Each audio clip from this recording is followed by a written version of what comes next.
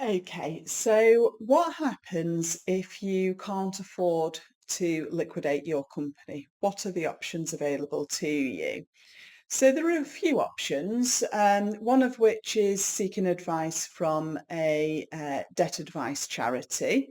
The other is to negotiate directly with your creditors, explain the situation, and come to some sort of agreement with them. If you're eligible, you might be able to dissolve the company. I've done videos before as to what the criteria is. And if you can dissolve, that might be a cheaper alternative than liquidation.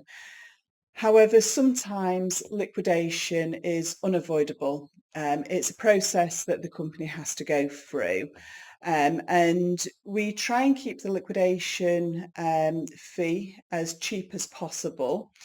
So for a standard liquidation, we charge £4,000 plus VAT, and that includes disbursement, so there's no hidden costs. Ideally, the company should be able to pay that. If it doesn't have the money in the bank account, then possibly it has assets or debtors, something that we can realise to cover the liquidation fee.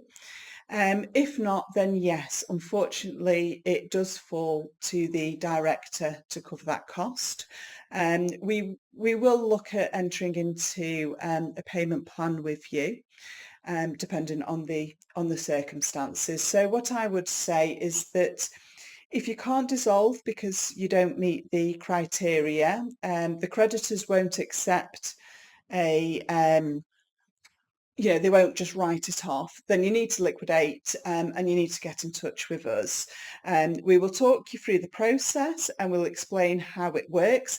Ideally, we'll try and take our fee from the company's assets. If not possible, we will then ask you to cover the cost, and we can enter into a payment plan for you to make it manageable.